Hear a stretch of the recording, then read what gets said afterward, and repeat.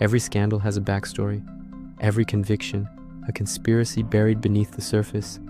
The vault goes inside the legal battles, political machinations, and corruption cases that reshaped power, not the headline, the untold story behind it. From corporate fraud that brought down empires to the courtroom dramas that exposed the rot at the highest levels of government, each episode unpacks the schemes, the players, and the fallout. This isn't just true crime, it's the crime of power, and how it was finally brought to justice. The Vault. New episodes every week. Welcome to the deep dive. Oh. So I want you to imagine something for a second. Imagine your family is stranded on this dark beach in Thailand, right? Because a booking app sold you a phantom hotel room. Right, a total ghost town. Exactly. You have literally nowhere to sleep. You're in a foreign country. You don't speak the language.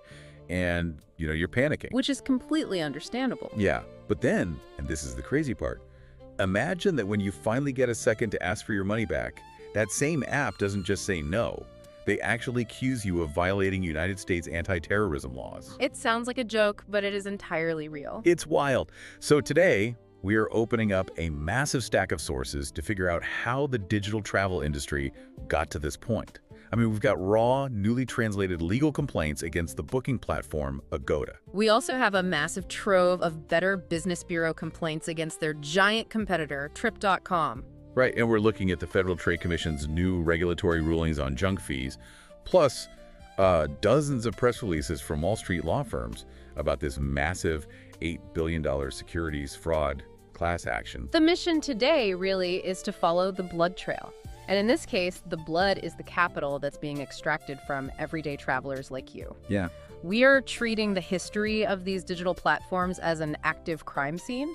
I mean, we're performing a forensic autopsy on the corporate behavior that the public rarely ever sees. Because the official story is usually a sanitized PR spin, right? Exactly. We operate on the premise that no multi-billion-dollar tech platform achieves global dominance without someone somewhere enriching themselves at the expense of the many. Right. The money always flows somewhere. Always.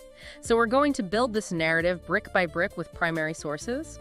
We have to distinguish between the legend of digital convenience and the hard evidence of systemic exploitation. So to start, we really need to go right to the ground level. We want to look at the human cost of this platform automation when things go horribly, horribly wrong.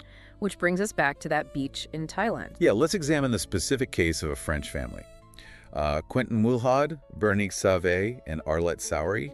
They used Agoda to book a stay at the Dream Team Beach Resort in Koh Lanta, Thailand. And this was for January 23rd to February 1st, 2023. Right. This specific event really serves as our primary crime scene because it reveals the broader pathology of how these systems are actually designed to operate. Yeah, so they arrive at the hotel on Koh Lanta, and the place is essentially closed. It's a ghost town. Completely abandoned. Right, and a woman claiming to be the manager comes out, apologizes, and explains that they absolutely cannot host them. There are no usable rooms at all. Which is a nightmare scenario. It really is. I mean, it's late, and they're on an island with just like one main road and very limited facilities, and they are forced to find emergency makeshift accommodation for the first 2 days of their vacation. And here is where the invisible cost of platform failure becomes a very tangible legal jeopardy for the victim. Wait, what do you mean legal jeopardy? Well, if we look closely at Thai law, specifically the Immigration Act of 1979, Section 38, it requires that landlords or hotel managers report the arrival of any foreigner to the local immigration office or police station within 24 hours. Oh, wow. It's known as the TM30 form. So by taking this family's money for a phantom hotel and leaving them stranded, Agoda inadvertently forced them into an illegal, undocumented position in a foreign country. That is terrifying. The family actually notes in their legal filing that they were terrified. They were anxious, operating in total illegality for 2 days until they were forced to rent a vehicle just to find a legitimate hotel. Right, the Andaman Land Resort, which cost them an unplanned 21,000 baht. Exactly. Let's pause on that for a second, because the psychological weight of that situation is just intense. I mean, you are in a country where you don't speak the language. Your digital receipt, which is supposed to be your absolute guarantee of shelter, turns out to be completely worthless. And now you're technically violating immigration reporting laws because your intended host doesn't even exist. Right. That is a terrifying position for any family to be in. It is the complete collapse of the implied contract between the consumer and the digital broker. Yeah. The platform provided this illusion of perfect control up until the moment the money changed hands. And after that, the family was entirely on their own.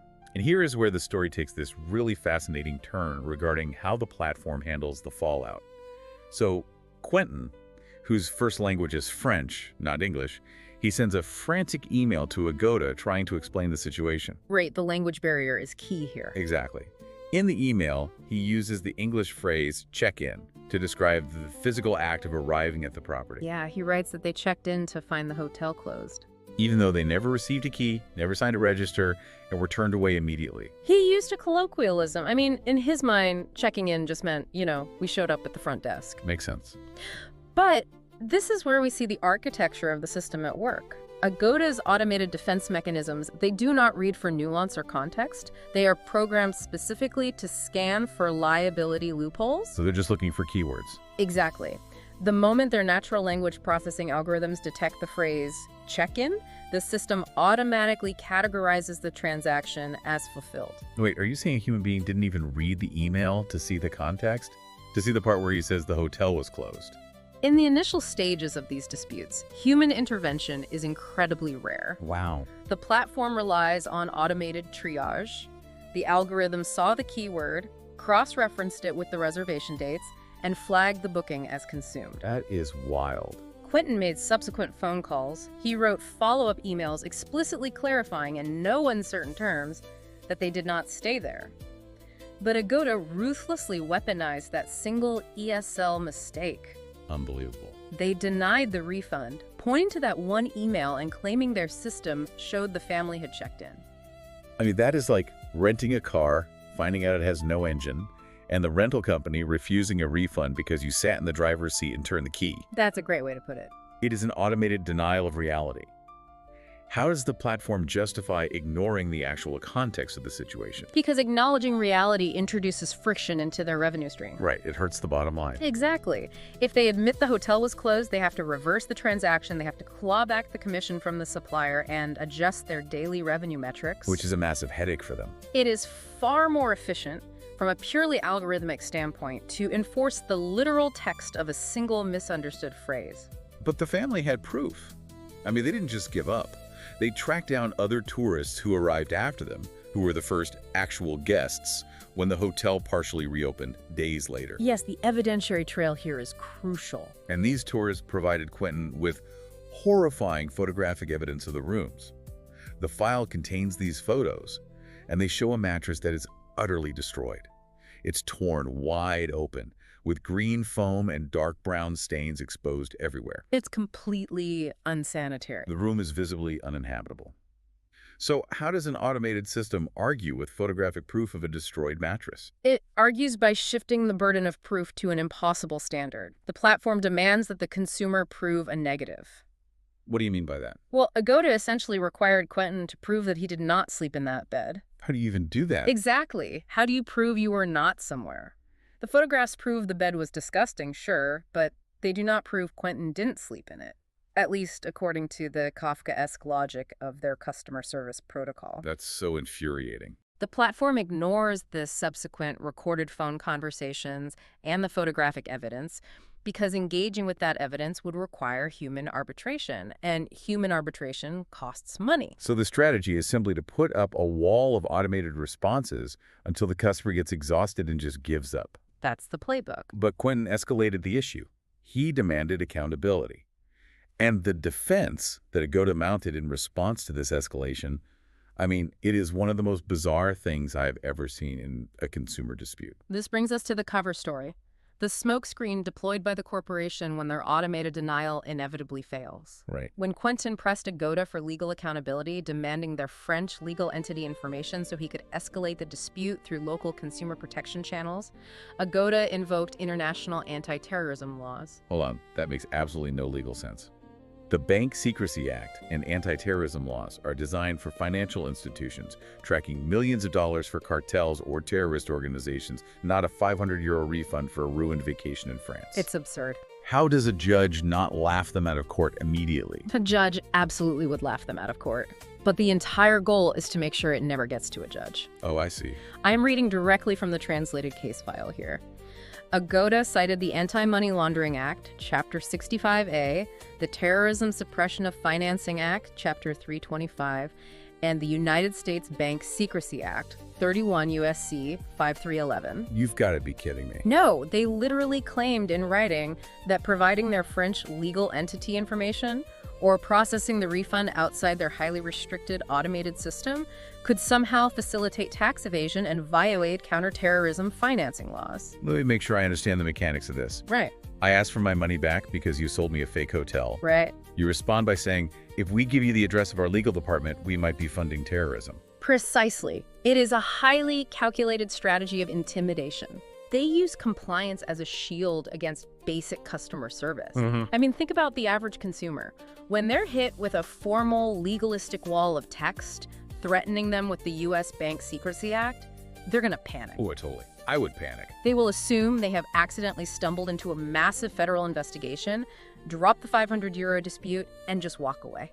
That is the accountability gap where justice goes to die. It's extortion by legalese. The platform is not acting like a travel agency. It is acting like a sovereign entity, a borderless toll booth that extracts a tax on movement while refusing to abide by local laws. But Quentin and his family refused to back down. They countered this intimidation tactic with a deeply rooted understanding of their own local laws. Yes, they mounted a very sophisticated legal counteroffensive. They demanded 5,000 euros for severe breaches of trust. Good for them. They didn't just ask for the refund.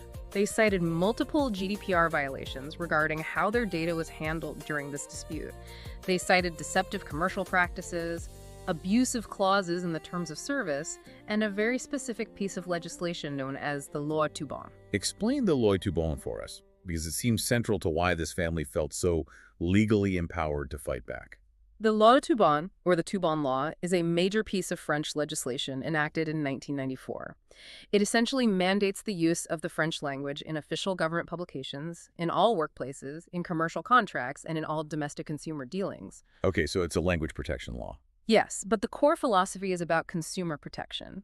The idea is that a consumer cannot provide informed consent to a contract or a set of terms and conditions if those terms are not presented in clear, comprehensible French. So, by Agoda operating in France, taking euros from a French citizen, but then hiding behind English language terms or international legal jargon, they are fundamentally violating the premise of informed consent under French law. Exactly, and this connects to a much larger systemic issue identified in the French Code de Procédure Civile. We see foreign digital platforms operating within French borders, extracting immense wealth, but refusing to register properly as local entities. Why do they do that? Just to save on paperwork? No, it's about evading liability. They do this to dodge labor laws, social security obligations, and consumer liability. In French law, this is related to the concept of travail dissimulé or concealed work. Right. While that's often applied to labor disputes, the underlying principle is the same. The company is creating a phantom presence. Just like the Phantom Motel. Precisely. They are omnipresent when it is time to collect the money, but legally invisible when it is time to answer for the product. If a platform takes my money instantly, but to get it back, I have to fight an automated language parser, a phantom legal entity, and the U.S. Bank Secrecy Act. I mean, it makes you wonder how widespread this is. It's not an isolated incident. Right. The Agoda incident in Thailand clearly isn't just a glitch or a bad customer service rep having a rough day. It feels like a feature of the industry's architecture. It is entirely architectural. And to prove that, we have to look beyond a single case study. We need to examine the pattern evidence. So we zoom out. Exactly. We zoom out to look at a much larger competitor, Trip.com, to see how these exact same deceptive practices are scaled up globally. We have reviewed a massive trove of Better Business Bureau files against Trip.com, and the recurring behavior is undeniable. Let's trace the financial mechanics of how money is extracted when the consumer is most vulnerable, because some of these BBB complaints are just mind-blowing. They really show the modus operandi of the whole industry. Let's look at the extortionate name fee complaint, because this highlights the friction you mentioned earlier. So a customer booked a flight on June 9, 2025. They made a minor typo in the passenger name, like literally just a few letters off. Very common human error. Right, but Trip.com immediately demanded $136.90 per passenger just to fix it. A critical detail here is how global distribution systems, or GDS, operate. When you book a flight through a third party, they use a system like Amadeus or Sabre to communicate with the airline's inventory. And the customer in this case was smart. I mean, they didn't just blindly pay the fee. They called the airline directly. Always the right move. And the airline confirmed they do not charge fees for minor typo fixes on agency-issued tickets. Usually, airlines allow changes of up to 3 characters for free, specifically to account for simple typos. Right, the airlines know people make mistakes. So when the customer confronted Trip.com with this fact, Trip.com blamed an anonymous ticket supplier that they refused to name. This illustrates the buffer zone tactic. The platform deliberately creates a convoluted chain of command. It is not just the consumer, the platform, and the airline. There's a middleman. Yes, it is the consumer, the platform, an invisible third-party wholesaler or ticket supplier, and then the airline. And then magically, the required fee dropped from $136.90 to $81, and then to $63. I mean, if this was a hard cost imposed by a supplier, the price wouldn't fluctuate like a negotiation at a flea market. The arbitrary dropping of the price proves the fee was never a hard cost. It was an algorithmic shakedown. A shakedown. Yes. The platform software is designed to test the consumer's price elasticity, essentially testing their pain threshold. How much will this person pay to avoid the anxiety of their ticket being canceled? Wow, so it's purely psychological. The fee is purely generated margin. When a problem arises, the platform points to the invisible supplier, ensuring the consumer has no one to hold accountable, because the supplier is a ghost. It's incredible. And we see this same friction intentionally engineered into the technology itself. Look at the BBB complaint regarding the date switch glitch. This one is particularly egregious. A customer is booking a hotel for May 16th. Mid-booking, the Trip.com website auto-refreshes and books it for May 12th. The exact same day they are booking it, the customer immediately flags the error, literally within minutes. Under normal retail circumstances, an immediate cancellation of a clear error would be completely frictionless. Right, you just hit cancel. But here, Trip.com refuses an immediate refund, claiming their IT department needs to analyze the clicks. The technological stall tactic, they're using the opacity of their own user interface against the customer. Exactly. And then Trip.com falsely claims they contacted the Hotel Mango Airport and that the hotel refused the refund. So the customer physically goes to Hotel Mango Airport. They did the legwork. They did. And the hotel staff tells them, we have no authority here. Trip.com handles all bookings and refunds. They never contacted us. Trip.com just kept the $95, blaming a hotel that had no power to begin with. The platform holds the capital, creates an infinite loop of deflected responsibility, and waits for the consumer to run out of stamina. That's a war of attrition. We see the exact same stonewalling in cases of severe medical emergencies. Another complaint details a customer who couldn't fly on Etihad due to a documented severe medical emergency. Which is usually covered by some basic compassion, if not policy. You would think so. But Trip.com and the airline engaged in an endless loop of pointing fingers at each other, leaving the customer with a $1,616 loss. The psychological toll is immense. Yeah, I mean, you're sick, and now you're fighting for your money. You are not a traveler anymore. You are forced to become a forensic investigator just to recover your own stolen funds. Now, if you're listening to this and thinking, well, if that happens to me, I'll just call my bank and do a credit card chargeback. Well, the platforms have thought of that too, haven't they? Yes, the chargeback mechanism is often neutralized by the platform's terms of service. How does that work? When you initiate a chargeback, the platform submits a massive automated response to your bank. They point to a clause you supposedly agreed to, often buried on page 40 of the terms, stating that all bookings are non-refundable regardless of circumstance. And the banks just buy it. Banks face this wall of legal text from a massive corporation, and they often just side with the merchant because it's easier. The platform has effectively weaponized contract law to bypass standard consumer banking protections. So if a platform is doing this on a mass scale, extracting arbitrary typo fees, refusing refunds for glitches, stonewalling medical emergencies, how are their investors not terrified of the liability? That's the million-dollar question, or rather, the $8 billion question. Because if your entire multi-billion-dollar valuation is built on extracting unquestioned fees using deceptive tactics, eventually the structural rot has to reach the foundation. That is the pivotal point of this investigation. What happens when the liability of consumer exploitation scales up to the institutional investors? This brings us to the collapse of the Trip.com house of cards. Okay, let's get into the financial autopsy here. In early 2026, a massive wave of securities fraud class action lawsuits hits Trip.com Group Limited. We are talking about heavy-hitting Wall Street law firms. Robbins, Geller, Redmond & Dowd, the Rosen Law Firm, Schau Law Firm, Hagens, Berman, Kahn, Swick & Foti, they are all circling. Let's identify the power structure here. The perpetrators in this specific legal arena are the executives who held decision-making power at Trip.com. And the victims. The victims are the retail and institutional investors who bought American Depository shares of Trip.com between April 30, 2024 and January 13, 2026.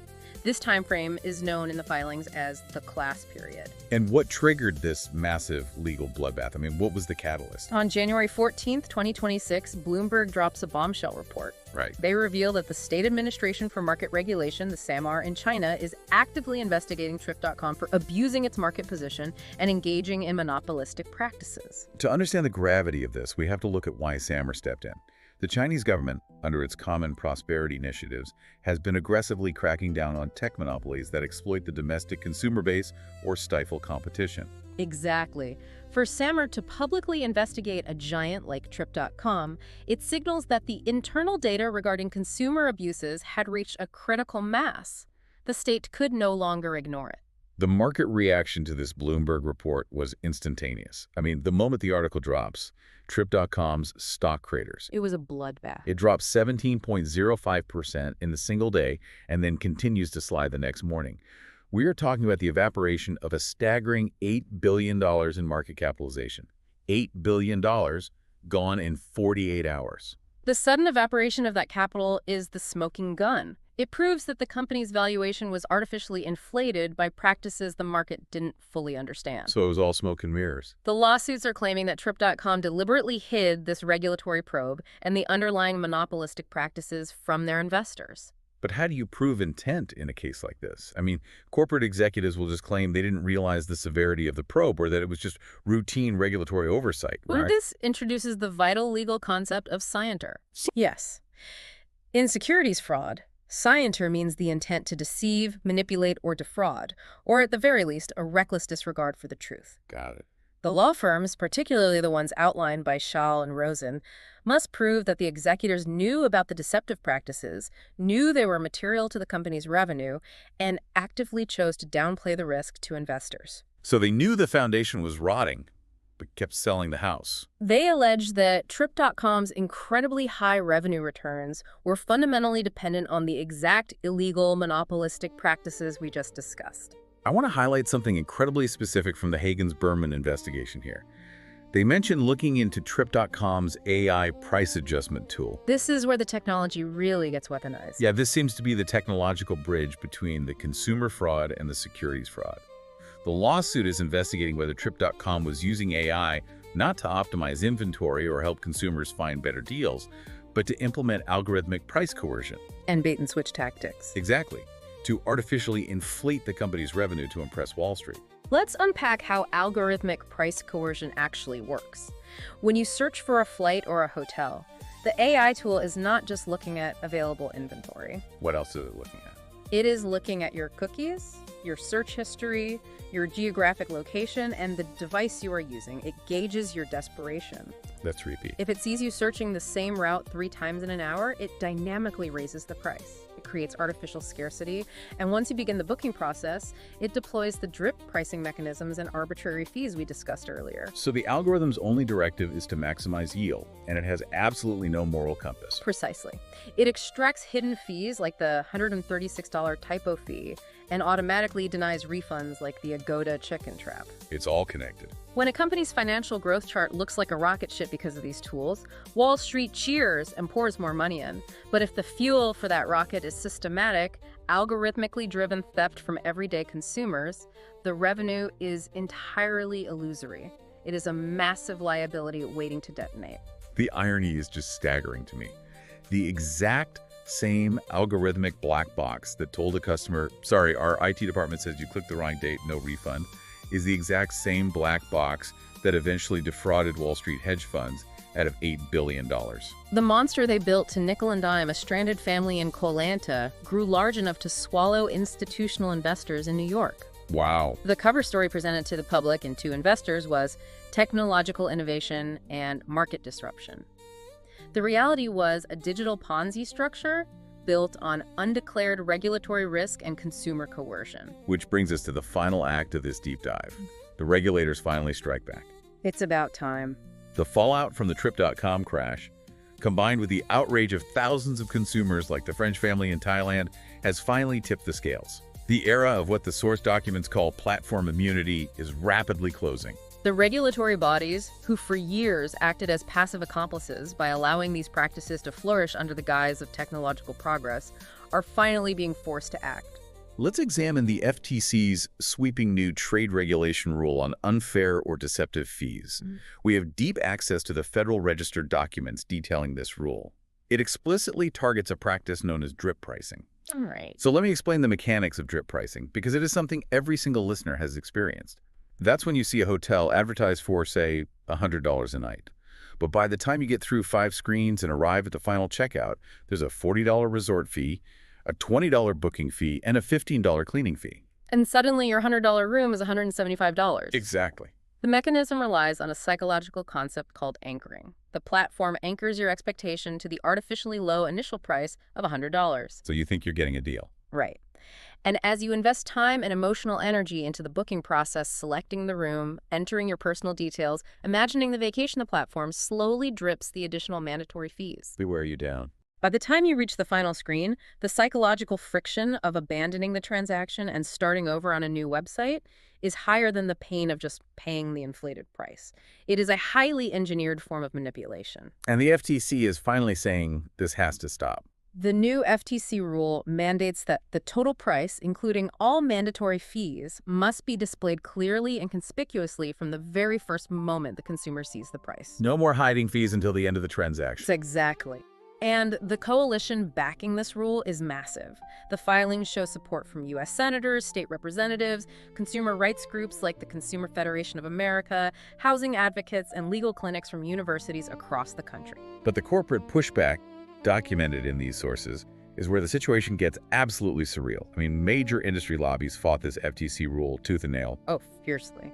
And the primary defense they used to justify hiding fees was the First Amendment of the United States Constitution. It is a breathtaking misapplication of constitutional law.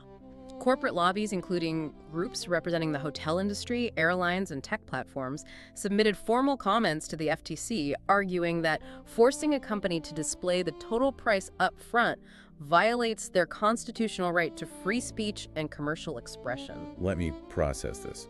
They are arguing for a First Amendment right to deception. That is essentially their stance. That is like a magician claiming that forcing him to show you the trapdoor violates his freedom of expression.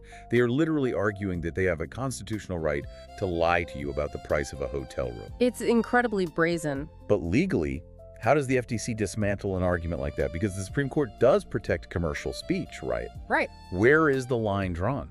The FTC dismantled it swiftly, backed by decades of Supreme Court precedent. To understand this, we have to look at the Zotterer standard. Yes, Zotterer v. Office of Disciplinary Counsel.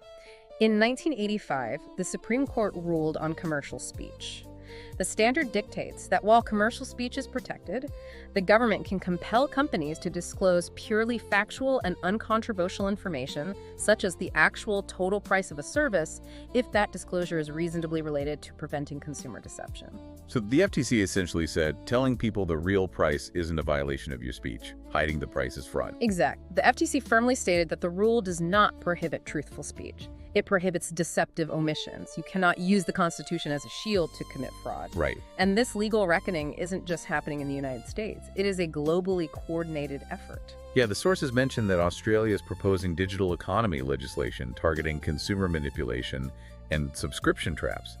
And in Europe, you have the Digital Services Act and the Digital Markets Act forcing transparency on these platforms. The net is closing in. So between the SAMR antitrust probe in China, dropping the hammer on Trip.com, the FTC junk fee bans in the US, and massive consumer protection actions in Europe and Australia, these platforms are finally being boxed in. If we look at the verdict here, the cost of letting this case go cold, We see why these massive regulatory shifts are vital. Without them, the economic fairness of the internet collapses. Yeah. The documented evidence we have analyzed today proves that until these structural changes are fully implemented and aggressively enforced, consumers will remain highly vulnerable to platforms that leverage their gatekeeper status to coerce the market. They just have too much power. The legal battles of 2026 are not just about recovering an $8 billion loss for Wall Street investors. They are about dismantling the algorithmic dominance that has dictated digital commerce for the last decade. So what is the ultimate takeaway for you, the listener, the next time you are sitting at your computer or holding your phone, trying to book a family vacation or a business trip?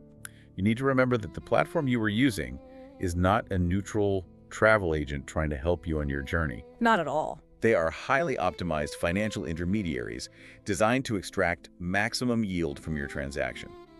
So, document everything. Take screenshots of the final price, the cancellation policy, and the room description. Beware of the automated language traps. Right.